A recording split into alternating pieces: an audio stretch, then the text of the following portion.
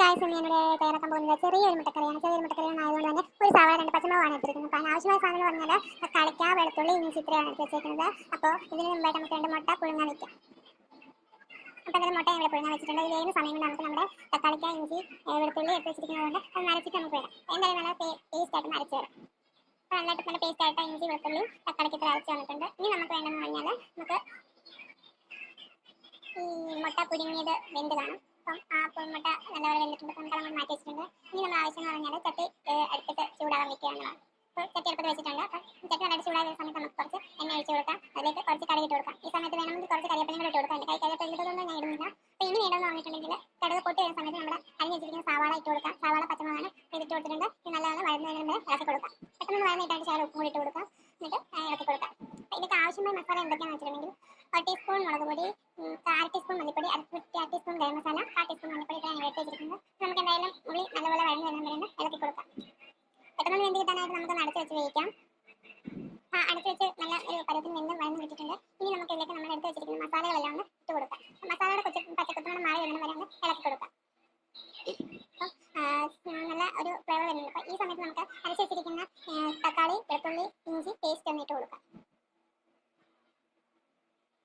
തക്കാളി, ഇഞ്ചി, വെളുത്തുള്ളി പേസ്റ്റ് ഇട്ട് കൊടുത്ത് കഴിയുമ്പോൾ ഇത് നല്ലപോലെ ഇളക്കിക്കൊണ്ടിരിക്കണം. ഇളക്കി നല്ലപോലെ വഴന്ന് വരുന്ന സമയത്ത് ഇതിങ്ങനെ ഒരു എണ്ണമയം പോലെ തെളിഞ്ഞു വരുന്നതാണ്. അതുവരെ ഇങ്ങനെ ഒന്ന് ഇളക്കി കൊടുക്കണം. അപ്പോൾ നമുക്ക് ആവശ്യത്തിന് ഇളക്കി ഇതിലൊരു എണ്ണമയം പോലെ വന്നിട്ടുണ്ട്. അപ്പോൾ അതുവരെ ഇളക്കിയിട്ടുണ്ട്. ഇനി നമ്മൾ പറഞ്ഞാൽ നമ്മൾ കുറച്ച് ചൂട് വെള്ളമാണ് ഇതിലേക്ക് ഒഴിച്ച് കൊടുക്കുന്നത്. ചൂടുവെള്ളം ഒഴിക്കുന്നത് മസാലകളുടെ ഫ്ലേവർ ഒന്നും പോകാതിരിക്കാനും പിന്നെ നല്ലൊരു ടേസ്റ്റിന് വേണ്ടിയാണ് ചൂടുവെള്ളം ഒഴിച്ച് കൊടുക്കുന്നത്. അപ്പോൾ ഇത് മാത്രമല്ല എല്ലാ കൂട്ടാനും ഇങ്ങനെ മസാല ചേർന്ന് ചൂടുവെള്ളം ഒഴിച്ച് കൊടുക്കുകയാണെങ്കിൽ നല്ലതായിരിക്കും. അപ്പോൾ നമ്മളിവിടെ മസാല എല്ലാം ഒഴിച്ച് കൊടുത്ത് ചൂടുവെള്ളം ചൂടുവെള്ളമാണ് ഒഴിച്ച് കൊടുത്തിരിക്കുന്നത്. അത് ഒഴിച്ച് കൊടുത്തിട്ടുണ്ട്. ഇനി നമുക്ക് ഒന്ന് അടച്ച് വെച്ചാണ് ഉപയോഗിക്കുന്നത്. ഒരു 2 സെക്കൻഡിൽ ഒന്ന് അടച്ച് വെച്ചിട്ട് ഒരു തിളച്ച് വരുമ്പോൾ നമുക്ക് അതിലേക്ക് പുഴുങ്ങി വെച്ചിട്ട് മുട്ടയിട്ട് കൊടുക്കാവുന്നതാണ്. അടച്ച് വെച്ചിട്ടുണ്ട്. അടച്ച് വെച്ച് നമ്മൾ തുറന്ന് നല്ലപോലെ ഒന്ന് തിളച്ചിട്ടുണ്ട്. ഈ സമയത്ത് നമുക്ക് റെഡിയാക്കി വെച്ചിരിക്കുന്ന മുട്ടയും കൂടെ ഇട്ട് കൊടുക്കാം. മുട്ടയിട്ട് കൊടുക്കുക. അതിലേക്ക് മസാല വെള്ളത്തിന് ആഡ് ചെയ്ത് വെച്ചിട്ട് വീണ്ടും 2 സെക്കൻഡ് അടച്ച് വെച്ച് വേവിക്കാം. 2 സെക്കൻഡ് അടച്ച് വെച്ച് വേവിച്ചെടുത്തിട്ടുണ്ട്. നമ്മുടെ മുട്ടക്കറി ഇവിടെ റെഡി ആയിട്ടുണ്ട്. ഇത് ഞാനിപ്പോൾ ചപ്പാത്തിയാണ് ഉണ്ടാക്കാൻ പോകുന്നത്. ഇതിനൊരു കോമ്പിനേഷനായിട്ട് ആയിട്ട് കുറച്ച് ചപ്പാത്തി 2-3 ചപ്പാത്തി ഉണ്ടാക്കുന്നുണ്ട്. ഞാൻ കുറച്ച് കറികൾ ഉണ്ടാക്കുന്നത്. അപ്പോൾ MN ഫുഡ്സിൻ്റെ ചപ്പാത്തിയാണ് ഇവിടെ എടുത്തിരിക്കുന്നത്. അപ്പം ഇതിലൊരു പയറും എടുക്കാൻ ചപ്പാത്തികൾ ഉണ്ടാക്കാം. ദോശക്കറി ഉണ്ടാകാൻ പേടിക്കൊന്നുമില്ല. ഞാൻ ചപ്പാത്തി മാത്രം ഉണ്ടാക്കാനായിട്ട് എടുത്തിരിക്കുന്നത് ചപ്പാത്തിക്കലാണ്. ചപ്പാത്തി ഇട്ട് കൊടുത്തിട്ടുണ്ട്. 2 വർഷവും കഴിഞ്ഞ് കഴിയുമ്പോൾ നമുക്ക് എടുക്കാം. ഇത് പ്രത്യേകത ചപ്പാത്തി പാക്കറ്റിൻ്റെ മണ്ടയ്ക്ക് കൊടുത്തേക്കുന്ന പോലെ തന്നെ ഈ ചപ്പാത്തി നമുക്ക് ആയിട്ട് ഇടുന്നുണ്ട് കേട്ടോ. നല്ല മയവും നല്ല ടേസ്റ്റുള്ള ചപ്പാത്തിയാണ്.